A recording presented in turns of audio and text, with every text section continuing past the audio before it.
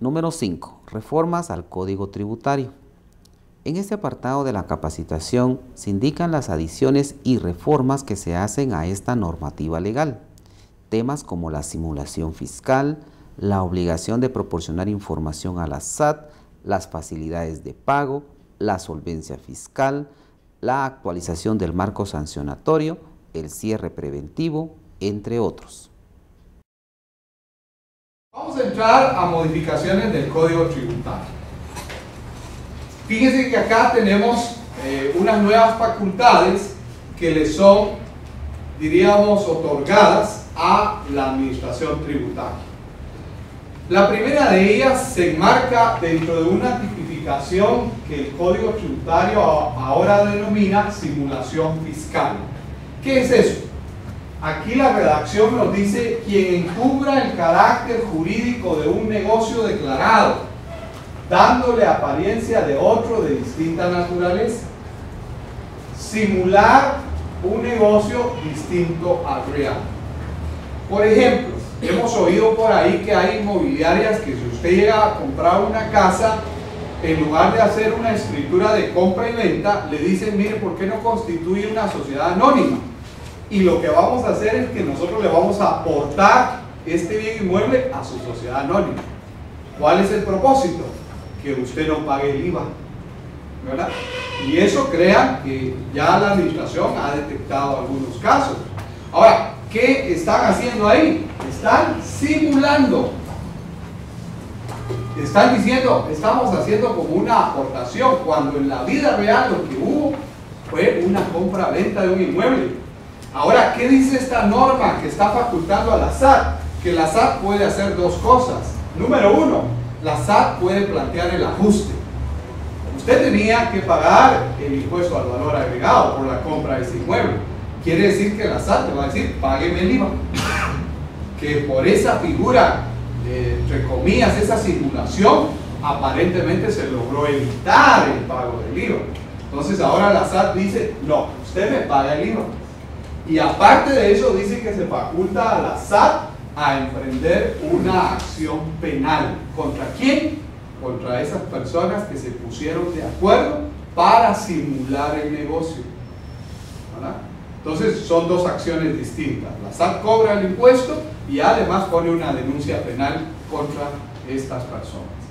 Si ustedes me acompañan, en la siguiente literal dice: quien declare o confiese falsamente lo que en la realidad no ha pasado o se ha convenido entre las partes, ¿verdad? A través quizás de contratos, de declaraciones juradas. Por ahí hemos oído que a fin de mes algunos contadores de algunos contribuyentes o empresas se hablan entre ellos y dice: ¿cómo te va este mes con el IVA? Y uno de ellos dice: vos, estoy afligido porque me toca pagar mucho IVA. Entonces el otro le dice: no te preocupes, vamos a hacer como que te voy a vender una cantidad importante de mercancía, pero solo a nivel de papeles, ¿verdad? Y hacen hasta una escritura o una factura, se ponen de acuerdo. Pero en la vida real no hicieron ninguna compraventa, solo es para evitar el pago del IVA. Ahora, ¿qué dice la ley? Que la SAT está facultada para ir a cobrar el IVA. Ese IVA que evitó esa empresa pagar, la SAT se lo va a cobrar y además va a poner la denuncia penal contra esas empresas. En la última literal dice: constituir o transmitir derecho a personas interpuestas para mantener desconocidas a las verdaderamente interesadas. Aquí hemos puesto un ejemplo, no sé si ustedes han oído por ahí, que algunas sociedades anónimas nombran de representante legal al señor que hace la limpieza en la empresa, ¿verdad? Le convence, le dice: mira, te vamos a dar dinero y solo queremos que seas nuestro representante legal. ¿Cuál es el propósito? Mantener desconocidos a los verdaderos interesados, ¿verdad? A los socios, a los accionistas, se quedan atrás. El representante legal es el que va a dar la cara y le dice: te vamos a dar unos 1,000, 2,000 quetzales o algo así, ¿verdad? Y el señor de la limpieza le dice: ¿y qué tengo que hacer? Y le dicen: eso es lo bueno, no tienes que hacer nada, ¿verdad? Solo firmamos. Pero eso es una gran responsabilidad. Ahora, ¿qué dice la ley? Que al hacer esos testaferros Imagínense ustedes que con la autorización, la firma del señor de la limpieza, se van a hacer operaciones, él va a avalarlas. Dice que la SAT, si hubo un impuesto que se dejó de pagar, lo va a cobrar. Y dos, va a poner la denuncia contra esas personas, incluso contra el señor que hizo la limpieza, ¿verdad? Porque él no puede aducir ignorancia de la ley, ¿verdad? Entonces él también va a quedar vinculado a ese proceso. Así que esta es una nueva figura que hay que ponerle atención, ¿verdad? También fíjense ustedes que la ley está siendo modificada para darle facultad para que los funcionarios de la SAT puedan pedir información de terceros. Esta es una herramienta muy importante. Antes ahí decía que el superintendente era el que pedía la información. Ahora dice que no, que es un funcionario que puede pedir información. Por ejemplo, imagínense usted, por ahí oía yo que en una compra-venta de un inmueble, que las personas que participan dicen, mire, ¿a cómo ponemos la compraventa del inmueble? ¿A cómo ponemos? Imagínense, cuando si se está vendiendo en 150,000, la escritura debe de decir eso. Pero hay personas que dicen, para que no le salga mucho el IVA, dejémoslo en 30,000, 40,000. ¿Qué está haciendo ahí? Simulación fiscal. Cuidado, ¿verdad? Eso hay que tenerle ahora cuidado. Pero ¿qué puede hacer la SAT para corroborar esa información? Potencialmente pueda decirle a un banco, ¿verdad? Infórmeme, a ver, de don Juan Pérez, cuánto cobró por la compra-venta de ese inmueble. Tal día, dígame cuánto cobró. Y esta institución le tiene que dar la información a la administración. Y la SAT va a comparar lo que fue declarado en la escritura contra lo que realmente se pagó, ¿verdad? Entonces ahí hay que tener ese cuidado. La ley está facultando que el funcionario de la SAT pueda pedir información a terceros, ¿verdad? Luego tenemos una nueva facultad también dentro de la administración tributaria, que consiste en que al costo de la SAT se pueden instalar dispositivos de control en las fábricas, en los comercios, en el transporte, incluso en las telecomunicaciones. ¿Qué puede hacer la SAT? Pues adquirir contómetros, contadores, irlos a instalar en las fábricas para ver si lo que se está declarando por parte del contribuyente guarda razonabilidad con lo que realmente está produciendo. Entonces es una nueva facultad, ¿verdad? La SAT hoy puede adquirir GPS, puede adquirir algunos contómetros, como les decía, que pueden medir en las fábricas o comercios el movimiento económico, ¿verdad? Incluso aquí no limita, se pueden poner cámaras, ¿verdad? Una serie de dispositivos de control. Ahora, en algunos casos que algunas personas se acercan a la administración para, diríamos, solventar algún adeudo, la SAT puede valorar si esta persona presenta algún tipo de riesgo. Si fuera así, la SAT queda facultada a pedirle garantías, como que un depósito en efectivo, le puede pedir fianza. Hoy en día le denominan a la fianza seguro de caución. Lo único que está innovando el Código Tributario es que ese seguro de caución debe garantizar 4 años. Por ahí dice el sector financiero que ellos no tienen algún tipo de fianza que dure 4 años, pero tienen uno que le llaman de validación automática, algo así, ¿verdad? Entonces, de tal manera que en todo caso la persona que esté ofreciendo esa garantía debe velar porque sea, de 4 años, para que la SAT, si hubiera algún inconveniente, pueda ejecutar esa fianza. Finalmente, la SAT puede valorar cualquier otro medio de garantía que se le ofrezca, ¿verdad? Una novedad es que la SAT anteriormente en el tema de convenios de pago solo podía otorgar a algún contribuyente que tuviera algún problema de liquidez hasta 12 meses. Hoy la norma está diciendo que la SAT queda facultada para otorgar hasta 18 meses.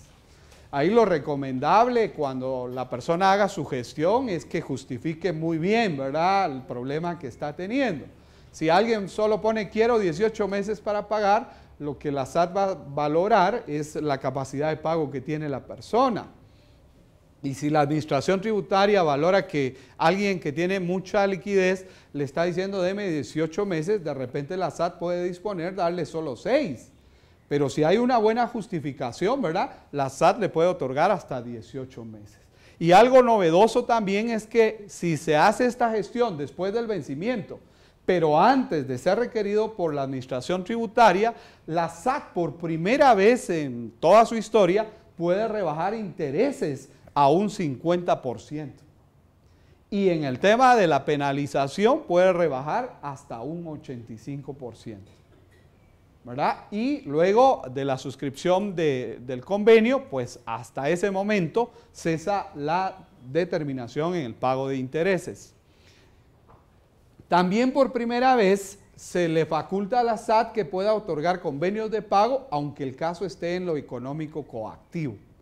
O sea, esa es una nueva figura muy interesante, ¿verdad? Algunos contribuyentes cuando ven que el caso ya pasó al departamento jurídico, a la intendencia jurídica, lo que hacen es tratar de pagar, de arreglar la situación. Y la ley no le permitía a la SAT antes dar los convenios de pago cuando ya estaba un proceso judicial. Ahora dice que sí. Ahora, hay que aclarar, hay dos casos en los cuales la SAT no da convenio de pago a nadie. El primero de ellos es cuando alguien viene a pedirnos convenio de pago por retenciones. Ahí no damos convenio. Ni tampoco en el caso del IVA. ¿Por qué? Porque en estos dos impuestos o estas dos retenciones que se puedan dar, lo que pasa es que el impuesto es a cuenta de otra persona. Imagínese usted que su patrono le hace descuentos de su salario por efecto del ISR o del impuesto sobre la renta y el patrono en lugar de trasladarlo a la SAT se va quedando con ese dinero. Imagínese o póngase a pensar que después de un año de estar haciendo eso mismo, quedándose con las retenciones suyas, el patrono viniera a la SAT y dijera, deme un convenio de pago, cuando ese dinero ya no era suyo, era de un trabajador. Y en el tema del IVA, ustedes saben que el impuesto del valor agregado lo paga el consumidor final, ¿verdad? De tal manera que en esos dos casos la SAT no autoriza convenios. Ahora, dice que cuando alguien haga la gestión de un convenio, pero si se valora que hay riesgo, la SAT va a pedir las garantías que hablábamos, ¿verdad? Que puede ser una fianza. Y dice que se va a tomar como alguien riesgoso que nos haya quedado mal en otro convenio en los últimos 4 años anteriores, ¿verdad? Y también se va a tomar que es riesgoso cuando alguien nos tenga un adeudo diríamos en el proceso de lo económico coactivo. En esos dos casos la SAT puede pedir una garantía, ¿verdad? Comúnmente podría ser el seguro de caución que hablábamos. En el tema de prescripción tenemos una modificación. ¿En qué consiste esta modificación? Que de ahora en adelante, a partir de la vigencia de la ley que fue el 25 de febrero, hay prescripción para la devolución del crédito fiscal del IVA, ¿verdad? Hay un cómputo. Y la ley dice que ese cómputo inicia a partir de la primera vez que la persona tenía derecho de reclamar su devolución de crédito fiscal. Esto es como con una dedicatoria a los exportadores y a los que le venden a exentos, ¿verdad?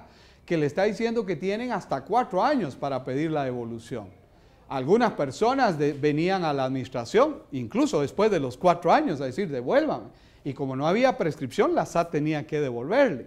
Y como la SAT tiene que hacer auditoría a los proveedores de él, ¿verdad? Cuando la SAT le pedía a los proveedores que le dieran los documentos, los proveedores decían no, porque ya pasó más de 4 años. Entonces dejaban atada a la administración tributaria. ¿Qué sucede ahora? Que si esta persona viene después de 4 años, la SAT le puede desestimar su gestión, indicándole que no es atendible en vista que está prescrito, ¿verdad? Y es una buena opción. Y en todo caso los contribuyentes tendrían 4 años para hacer su gestión, ¿verdad? En el tema de solvencia fiscal, durante toda la charla hemos oído esta nueva figura, ¿verdad? De la solvencia fiscal. ¿Qué hace el Código Tributario? Pues nos da una definición de qué debemos de entender por solvencia fiscal. Y nos dice que es el documento que emite la SAT donde hace constar a la fecha de su emisión que un contribuyente está al día en sus obligaciones formales y además que no nos debe un saldo líquido y exigible. La SAT toma eso de líquido y exigible cuando ya se agotó la vía administrativa, ¿verdad? Cuando ya se agotó el derecho de defensa del contribuyente. Si no nos debe declaraciones mensuales, trimestrales o anuales, le vamos a dar su solvencia fiscal. Y también si no nos tiene un saldo líquido y exigible. Ustedes se recordarán que en materia administrativa la Constitución de la República indica que toda gestión se puede atender en 30 días, ¿verdad? En materia administrativa. Pero en este caso, para emitir la solvencia fiscal, la ley dice que la emisión será a más tardar en 8 días. Debe emitirse, atender la solicitud de solvencia fiscal. Y en este caso, hemos oído que ya en las oficinas, muchas de ellas, las gestiones que ingresan el día de hoy, el día de mañana, la persona interesada ya puede pasar a recoger su solvencia fiscal. Hemos indagado por algunas oficinas y nos han compartido eso, ¿verdad? Luego, esta última línea dice que en toda gestión que hagan los auxiliares de la función pública, aduanera o tributaria, van a tener que contar con su solvencia fiscal. Nosotros entendemos que en el reglamento, quizás del impuesto sobre la renta o del IVA, o en alguna normativa que sea de conocimiento del público, se les va a indicar cada cuánto tienen que sacar su solvencia fiscal. Por el momento recordemos que los contribuyentes a que se refiere en esta última línea tienen una obligación de presentar su declaración mensual del IVA, ¿verdad? Entonces, si la solvencia va a hacer constar que está al día, ahí hay un parámetro que debiéramos de tomar en cuenta. Pero entendemos que la administración tributaria, para dar certeza jurídica sobre esto, va a indicar cada cuánto la persona que sea un agente aduanero o un perito contador va a tener que contar ahí sí que con su solvencia fiscal. Porque en las gestiones que haga en la administración tributaria va a tener que acreditar que está solvente. En el cierre temporal de empresas tenemos una modificación que elimina el numeral 1, pero agrega otro. Dice, por no haber autorizado los libros contables o bien otros registros obligatorios en el Código de Comercio y en las leyes tributarias. Si un auditor de la SAT pasa, digamos, a una empresa, a una sociedad anónima y pide los libros y se da cuenta que no están autorizados, puede levantar un acta y pedirle a un juez a través de la Intendencia de Asuntos Jurídicos que se ordene el cierre de ese negocio. Algunas personas nos han preguntado acá, oiga, ¿y qué pasa si yo soy una sociedad anónima y me di de alta como pequeño contribuyente?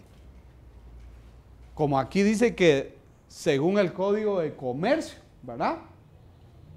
Y si soy una sociedad anónima, pero como me di de alta como pequeño contribuyente, solo tengo obligación de un libro.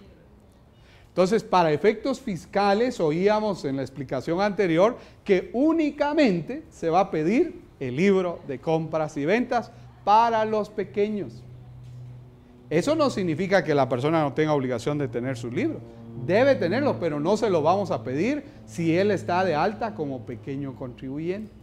Y en ese caso concreto, no podríamos cerrarle el negocio si él, su libro de pequeño, sí lo tiene habilitado, ¿verdad?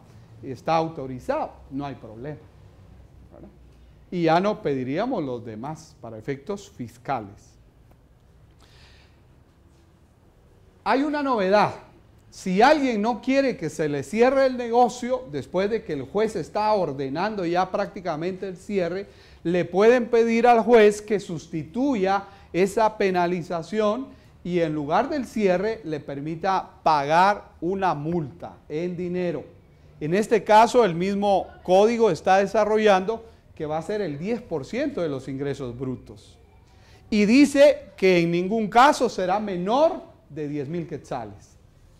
Y como hay otros casos para el cierre de un negocio, si fuera pequeño contribuyente, dice que será de 5,000.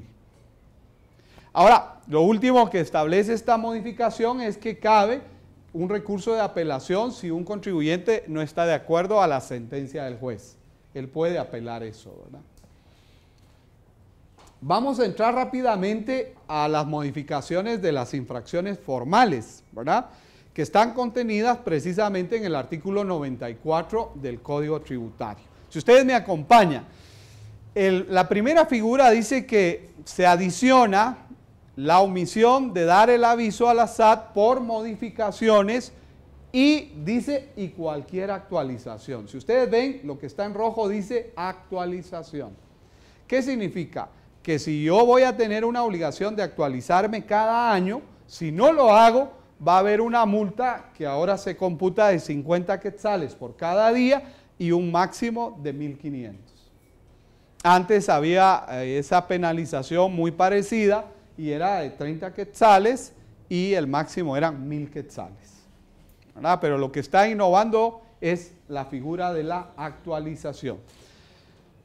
Luego dice que las personas que alteren en documentos o declaraciones algún dato se puede penalizar con 100 quetzales por cada documento y no puede exceder de 1,000 quetzales, y hay otro techo que dice que no podrá exceder en todo caso del 1% de los ingresos de la persona, y lo que hace es remitirla a la última declaración mensual donde reportó ingresos. También dice que adquirir bienes sin pedir facturas puede ser penalizado con una multa del 100%. O sea, yo tengo obligación como contribuyente, incluso los pequeños contribuyentes, cuando adquieran su mercancía, están en la obligación de pedir factura. No hacerlo puede ser penalizado. Sin embargo, la ley dice que la persona queda liberada si comunica o denuncia a la SAT donde no le dieron factura, ¿verdad? Así que está un teléfono ahí de la SAT, el 1550, donde la persona puede llamar y decir, mire, en tal lugar yo pedí factura y no me dieron. Entonces la persona, y lo puede hacer por un correo electrónico también, y eso ya le descarga su penalización. Desde luego la SAT tendrá que ir a ver por qué esa persona no está dando facturas. Ahora, por llevar los libros contables en una forma distinta. Ustedes se recordarán que en el IVA y en otras reformas o en otras normas, perdón, de las leyes tributarias se indica que los registros deben de ser llevados en orden cronológico. Si uno no lo lleva en ese orden, ahora hay una multa de 5,000 quetzales. Antes esa multa era de 1,000 nada más, ¿verdad? También dice que por ofertar los productos o los servicios que uno ofrece sin el IVA, puede ser penalizado con 5,000 quetzales. Antes eran 1,000. No sé si han visto que en algunos anuncios de prensa, algunas empresas publicitan ahí, el valor de esta mercancía es 1,000 y abajito ponen masiva. O algunos ponen, esto no incluye IVA. En ese caso, la persona, incluso con esa publicación, ya se hizo acreedora a una multa de 5,000 quetzales, ¿verdad?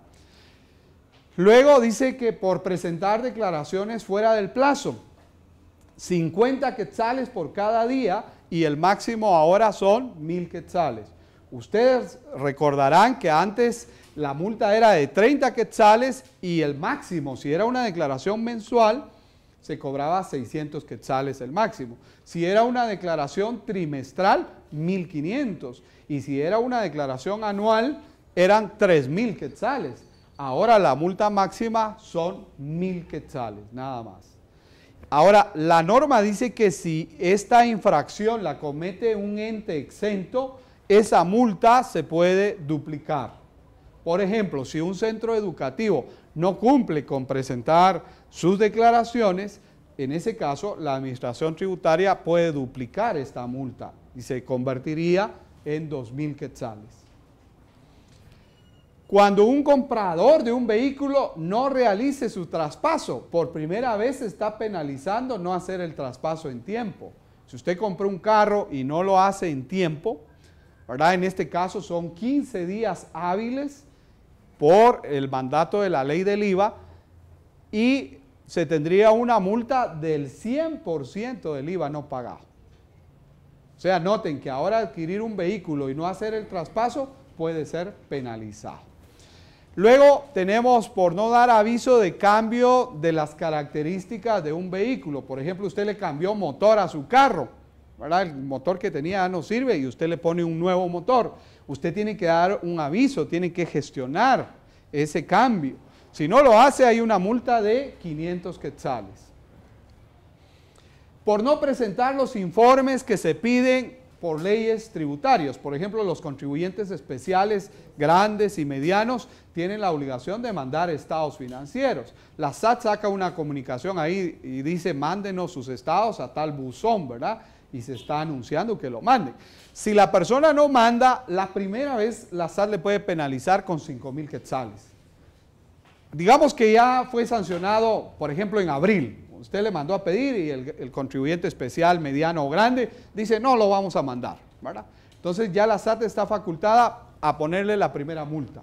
Y en mayo, usted le puede, o se le puede volver a pedir en mayo y decirle, oiga, usted sigue sin traerme sus estados financieros, tráigalos en mayo. No los trae, la SAT le puede poner la siguiente multa, 10,000. Y luego la persona dice, tampoco lo voy a mandar. En junio, la administración tributaria se lo vuelve a pedir, mándeme sus estados financieros. La SAT le puede poner la tercera multa de 10,000 más el 1% de los ingresos que reporte ese contribuyente. Ahora, aquí vale la pena porque algunos dicen, pues a mí que me pongan las 3 multas, ¿verdad? No hay problema. Pero igual, no le voy a mandar los estados financieros. ¿Qué va a pasar entonces para la SAT? ¿Será que ya no puede hacer nada? En ese caso, se puede nombrar un auditor y, o se puede, a través de los requerimientos, tipificar la resistencia a la acción fiscalizadora. Y se le puede pedir a un juez que le ordene que nos dé la información, ¿verdad? Y usted me va a acompañar despuesito en una lámina. Vamos a ver qué va a hacer un juez cuando le pidamos que ordene que nos den la información. Va a ver ese cambio tan impresionante que está ahí, ¿verdad? Lo vamos a dejar un momento más adelante. Luego, por utilizar una máquina registradora en un lugar distinto al autorizado. ¿Qué tenemos ahí? Una multa de 5,000 quetzales.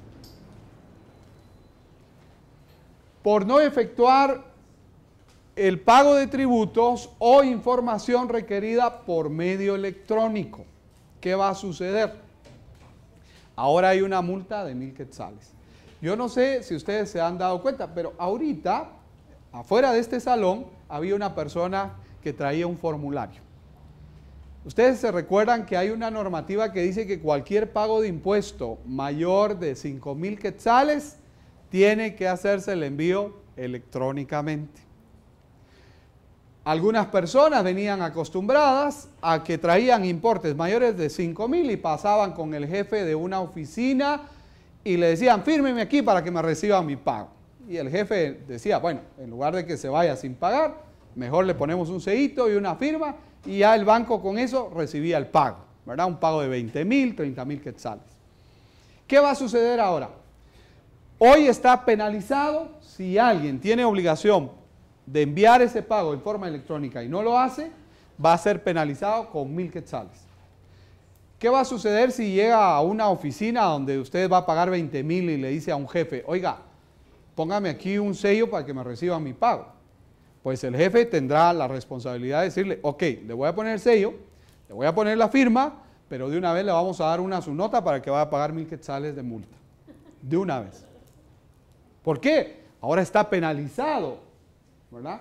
Y aquí, por ejemplo, como SAT, hemos recomendado a la gente que no domina mucho digamos, los sistemas de BancaSat y todo este desarrollo electrónico, la SAT ha provisto de un medio mucho más sencillo que se llama Declaraguate, donde la persona no necesita tener convenio con ningún banco. Solo llena su formulario y lo envía, lo congela, lo valida y ya lo envía. Y después solo imprime una boleta que se llama SAT 2000. Se presenta a un banco y ya cumplió con el envío electrónico, siempre que el pago sea mayor de 5,000 quetzales. Emitir en forma ilegible, borrosa las facturas. Se recuerdan que el ICA hacía hincapié en eso, que nos decía el expositor anterior, que muchas veces nos encontramos con el problema que la factura ya no se lee cuando la estamos pretendiendo grabar en la planilla del crédito del IVA, ¿verdad?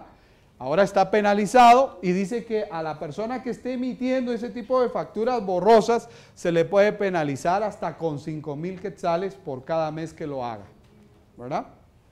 Y siempre hay un parámetro del techo que no podrá exceder esa penalización del 1% de los ingresos brutos mensuales. Las últimas dos modificaciones en esto de penalizaciones formales se refiere a no extender o extender extemporáneamente la constancia de retención. Aquí también oíamos algo, ¿verdad? No dar la constancia o darla fuera de tiempo, ahora está penalizado con 1,000 quetzales cada constancia. Mucha gente se venía a quejar a la SAT diciéndole, oiga, yo presté un servicio a una empresa y nunca me dan mi constancia, ¿qué hago? ¿Declaro sin la constancia o mejor no? ¿Qué me dicen? ¿Verdad? Y algunas personas decían, no, yo voy a declarar y ahí cuando me den la constancia vamos a ver qué pasa. Y algunos de esos casos la SAT los llamó para que rectificaran su declaración. ¿Qué dice ahora la norma? No dar en tiempo o no dar la constancia puede ser afectado por una retención de 1,000 quetzales por cada una de ellas. Y la última dice no exhibir el protocolo por parte del notario, una multa de 5,000, excepto que sea un testamento, ¿verdad? Ahora, nosotros entendemos que en este caso, no sé si es a través del colegio de profesionales o algunos abogados han puesto un señalamiento en la Corte de Constitucionalidad, alegando esta situación. Ahora, la SAT es respetuosa de lo que pueda decidir la Corte. Estamos a espera de qué decide. La pregunta es, ¿para qué necesita la SAT el protocolo de un notario? A la SAT de entrada no nos interesa inspeccionar al notario como tal, al contrario, lo vemos a él como un aliado. ¿Qué queremos ver en su protocolo? ¿Qué operaciones se están dando? ¿Qué compraventas se están dando? ¿Quién compró? ¿Quién vendió? ¿Verdad? Eso es importante para la administración tributaria, para luego ir a ver cuánto se pagó de impuesto, desde luego, ¿verdad? Una buena noticia es que de todas estas multas que hemos hablado, la ley faculta que la SAT, si alguien se presenta voluntariamente a arreglar su problema, la SAT le puede rebajar el 80% de esa multa, ¿verdad? Perdón, el 85%, gracias. El 85% de rebaja si la persona viene voluntariamente. Algunos han dicho, oiga usted, ¿y qué es eso de voluntariamente? Porque a veces recibimos notas de la SAT, ¿verdad? Donde dice, oiga, usted no ha presentado tales declaraciones. ¿Eso se puede tomar como una auditoría? No. La SAT lo está haciendo como un recordatorio. Si la persona dice, híjole, sí tiene razón la SAT, yo debo todas estas declaraciones, las voy a llenar, voy a ir a presentar, la SAT le puede rebajar entonces el 85% de esa multa. Se va a tomar como voluntario, ¿verdad? Ahora, no aplica la rebaja cuando alguien es reincidente. Y aquí ponemos un ejemplo. Alguien que en un mismo mes esté dejando de dar constancias de retención, ya es un reincidente. Quiere decir que él va a tener que pagar, como decía aquí, 1,000 quetzales por cada constancia y no va a tener derecho a ninguna rebaja.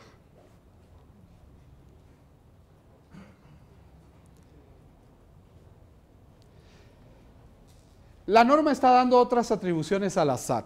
Una de ellas es que la SAT ahora puede actualizar los datos de un contribuyente que estén en el registro tributario unificado. Por ejemplo, alguien se inscribió hace unos 20 años ante la administración tributaria y en ese tiempo nos dio, por ejemplo, un dato de que su domicilio fiscal era en determinado lugar. Pero la SAT ha recibido unas declaraciones recientes de él y ahí nos dice que su domicilio fiscal es en otro lado, ¿verdad? Entonces, ¿qué faculta ahora? Que la SAT puede tomar esa información que está recibiendo nueva del contribuyente y modificar el registro tributario unificado y poner ese dato como una actualización al registro. También dice que la SAT está facultada a corregir errores de forma. ¿Qué sucede? Algunos contribuyentes, veces cuando están llenando una determinada declaración, en lugar de poner un dato en la casilla número 15, lo ponen en la 20, pero lo correcto es en la 15. Entonces, cuando nosotros corremos nuestros sistemas, el mismo sistema detecta el error y dice, mire, ahí hay error. Entonces, ¿ahora qué se faculta? Que la SAT puede mover ese dato que está en ese renglón 20 y pasarlo al 15, que es el correcto. Ahora, dice que la SAT le va a avisar al contribuyente, no lo va a hacer arbitrariamente, ¿verdad? Le va a decir, mire, señor contribuyente, le voy a informar que yo corregí un dato de tal declaración. Usted la puso en la línea o la casilla 20 y era en la casilla 15. ¿Eso qué le va a permitir a la SAT? Que todos los sistemas corran sin problema, ¿verdad? Y pueda obtener la administración tributaria información fiable. Luego dice que se faculta a la SAT a suscribir convenios con otras entidades, otras instituciones, probablemente el ICS o el INGUAT, que ellos quieran que la SAT les cobre los impuestos que ellos o los tributos que administran, la SAT les puede hacer esa gestión. Desde luego se necesitaría un convenio, ¿verdad? Que se den acuerdos entre las instituciones. Por el momento no tenemos ninguno, pero está la posibilidad que se podrá hacer. Luego dice que el saldo de la cuenta corriente se va a tomar como líquido exigible para que la SAT pueda accionar jurídicamente. Esto es una modificación muy importante. Además, la SAT, si alguien no le paga el saldo de que sea líquido y exigible, dice que le va a dar 5 días para que lo pague. Si no le paga, la SAT puede empezar un cobro ejecutivo. Algunos han dicho, ¿y por qué 5 días? Ahí se está violentando el derecho de defensa de un contribuyente. Pero para la SAT, esto de líquido y exigible es cuando ya se agotó la vía administrativa y si corresponde la judicial, ¿verdad? Es decir, ya se le dio audiencia, ya él pudo haber presentado revocatoria, o sea, utilizó su derecho a una legítima defensa.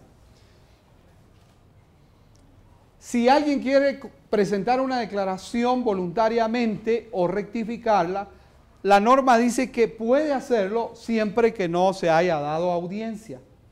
Si la persona antes de darle audiencia, incluso ya puede tener una auditoría en su empresa, pero como no se le ha dado una audiencia, por lo que se está inspeccionando en su empresa, la persona puede presentar declaración o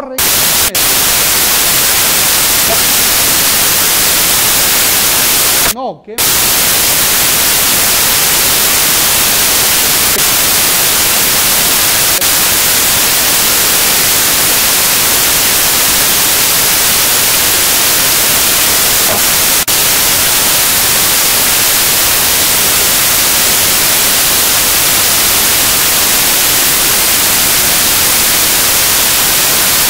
No seguir el protocolo.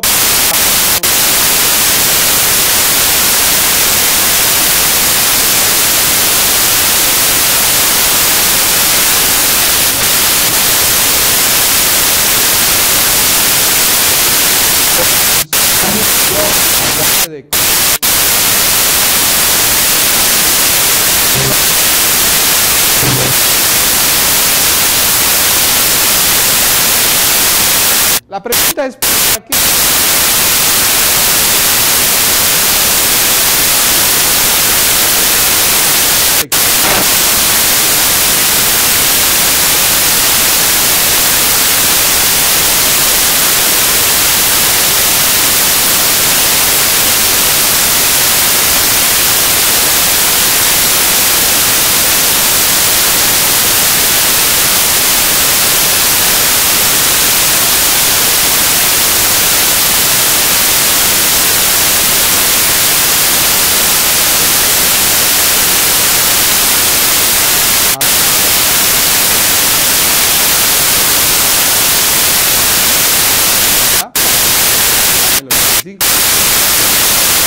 86.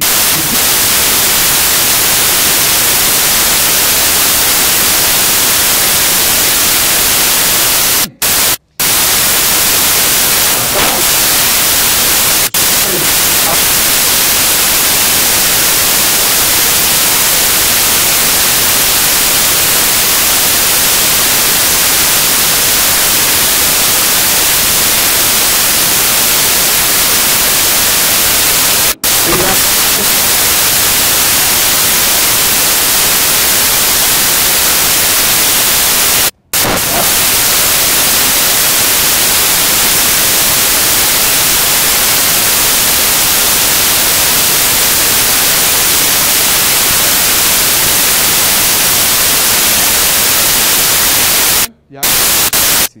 Es decir,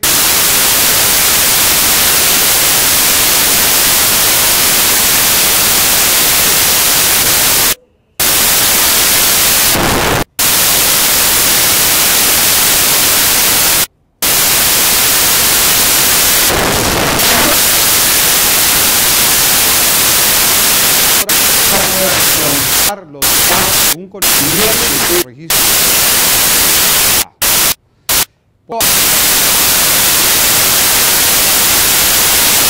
En ese tiempo nos dio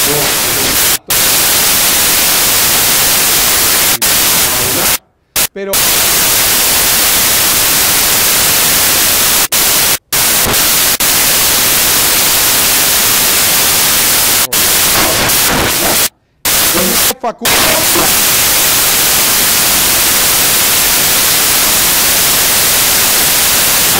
el registro tributario verificado con un dato o un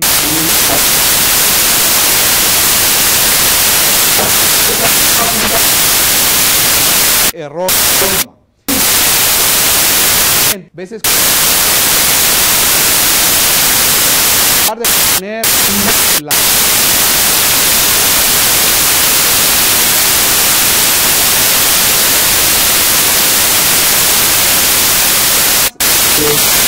mismo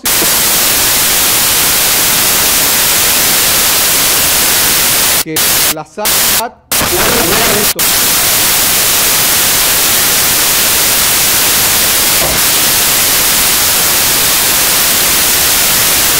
contribuyente.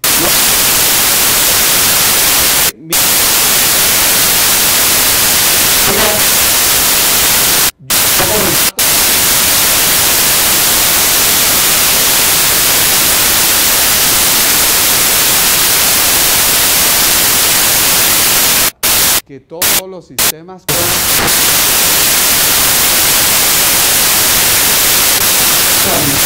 de información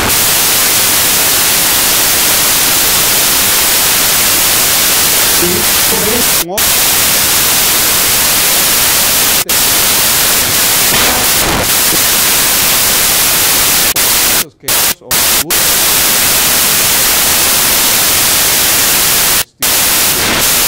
se necesitaría que den entre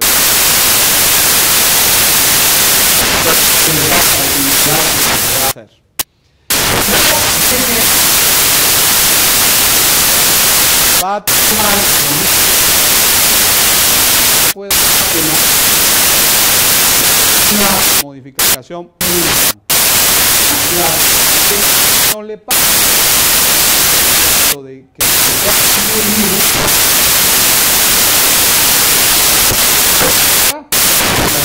puede ejecutar.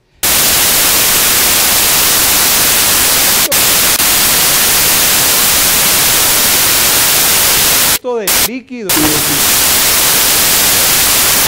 la vía administrativa y si corre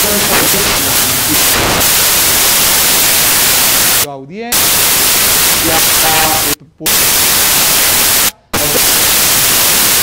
hecho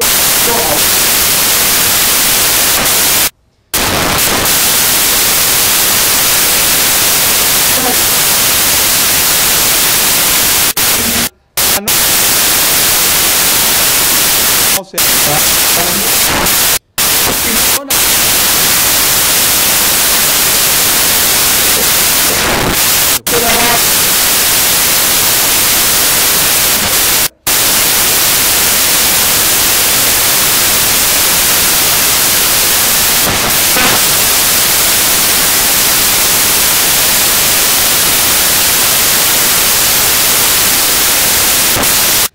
del...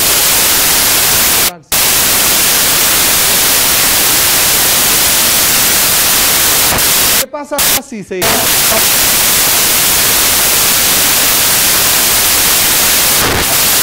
Voy a ir...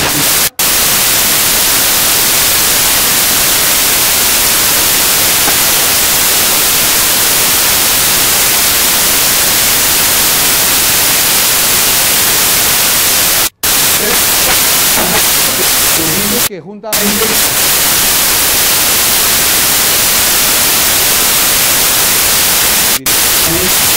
para que los elementos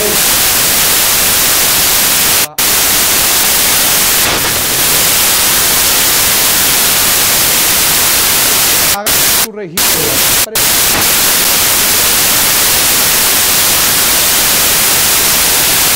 ahí se decide que lo primero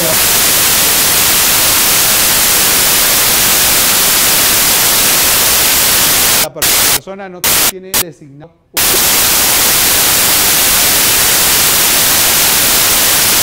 y cuando quiera resolver una norma o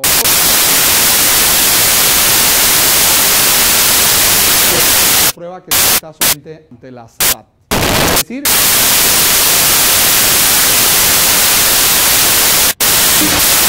una opciones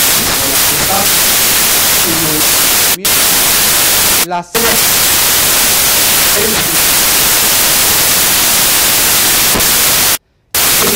una de protón o de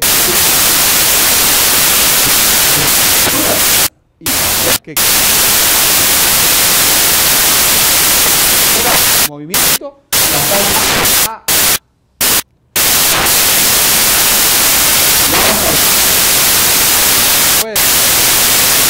vamos a autorizar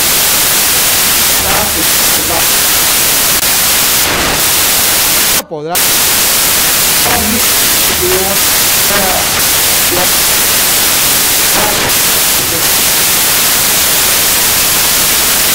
cuenta esta base autorizar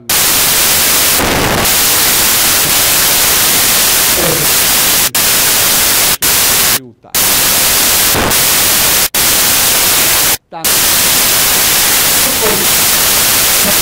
de una correspondencia corta los puede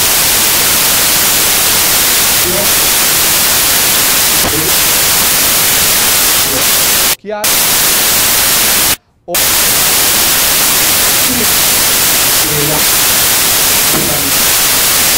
que le hay un que el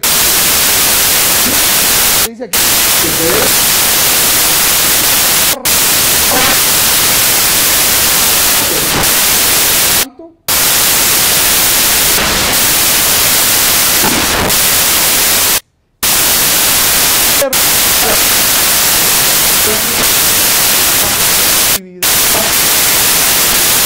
que tiene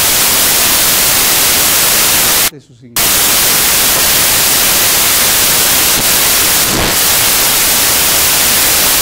Y ustedes lo hacen.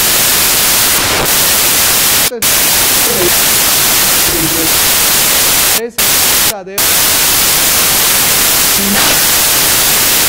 que ya no están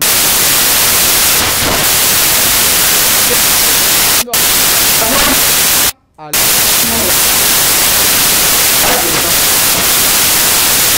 una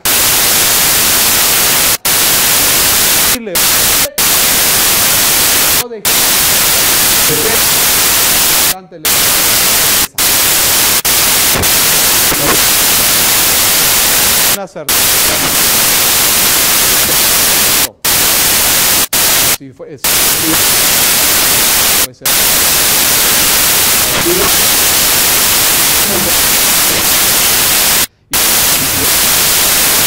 también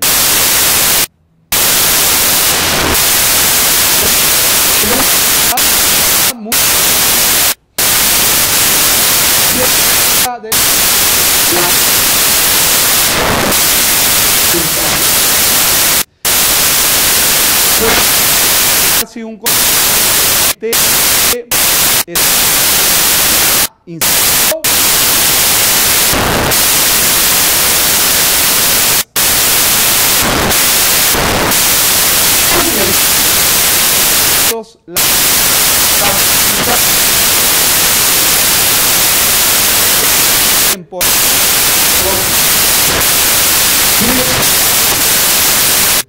puede ser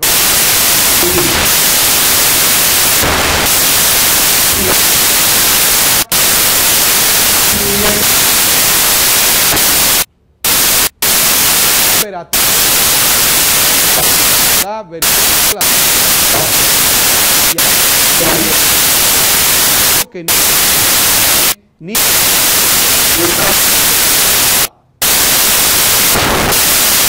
de la un acta y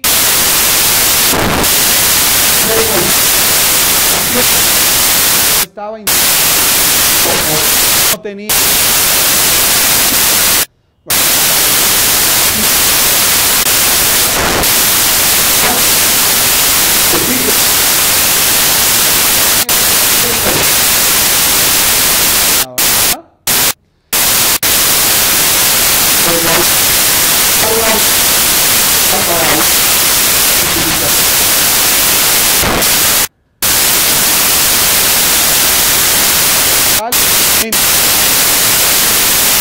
cierre y un sello científicamente